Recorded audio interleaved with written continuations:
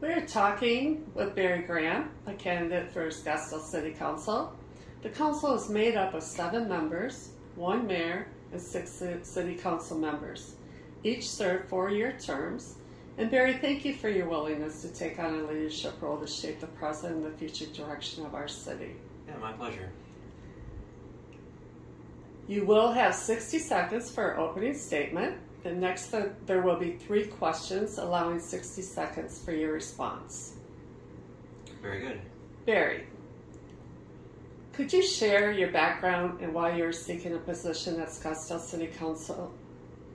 Absolutely. Well, thanks for having me, and I'll take 60 seconds here. My name is Barry Graham, running for Scottsdale City Council, and I've got many years of experience. I spent 10 years on boards and commissions for the city of Scottsdale. I was chairman of Building Advisory Board of Appeals, and then in 2014, for almost 7 years, I served on the Transportation Commission, and I served as chair of that for 2 years.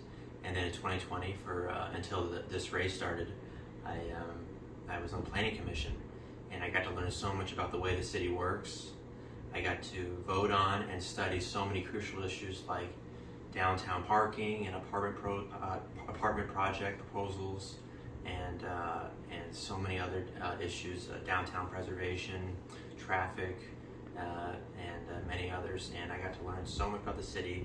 I've got 10 seconds left, and I'm running for city council because I think that the city council was no longer being responsive to residents, and we're restoring trust in city council.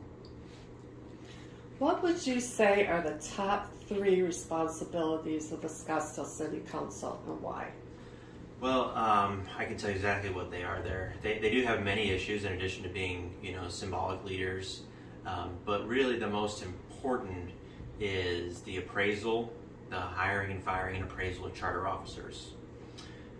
Because the charter officers, and that's not all city employees, it's the ones that by the charter we are designed to hire, fire, and appraise, and to make sure they're running the city, because the city is a city manager style government.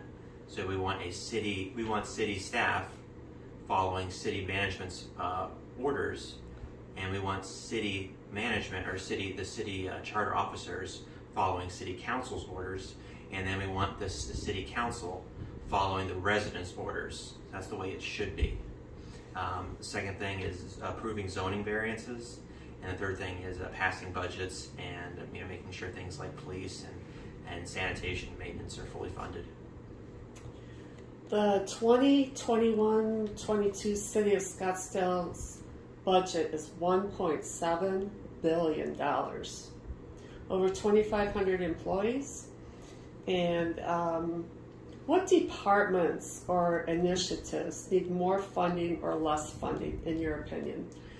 I thought it was closer to 2.1 billion, but the difference probably, is probably quibble. But there is, I'm very focused on.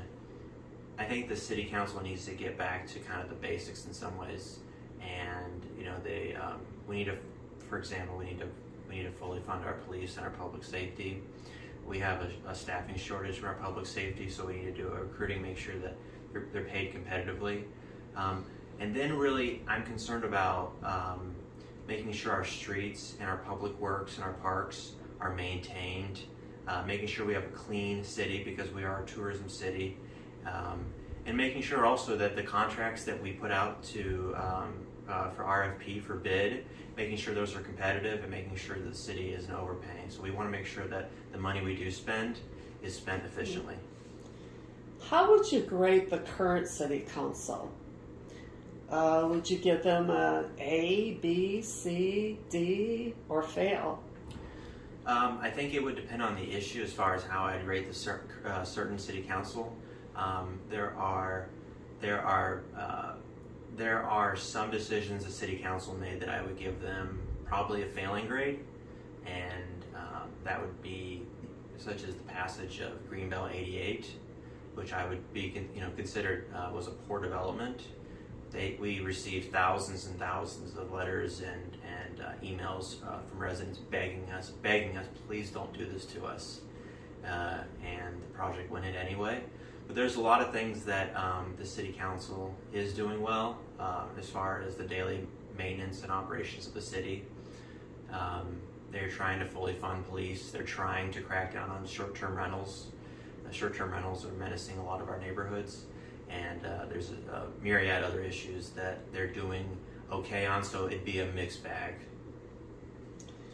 And as your career progresses, would you like to someday be the mayor of Scottsdale? Yes or no? I think at this point, my sole focus is serving as a city council member. That's not something I've even ever given thought to. I would like to win this election and serve for 3 years, for 3 terms, 12 years on the city council, and restore trust to the city council. Is there any topic we haven't mentioned that you would like to elaborate on? There's just a lot going on with the city as far as pressing the legislature to return more zoning authority to municipalities, because the big part of my campaign is, the slogan of my campaign is put residents first.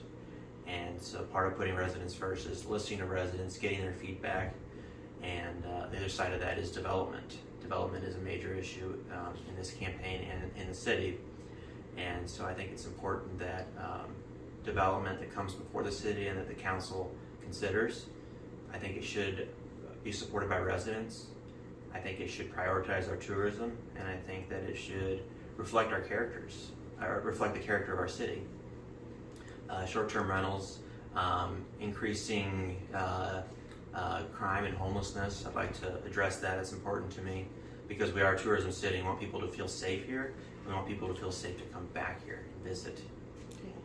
Thank you for taking the time to talk with us, Barry, and for allowing Scottsdale voters a bit more insight into your professional and personal background and goals. And best of luck on the upcoming election. Thank you, Tammy. Thank you, Paul. Thank you, Ann. It's been my pleasure to talk to you. I'll talk to you anytime you want, and I look forward to serving the citizens of Scottsdale on the City Council. Thank you.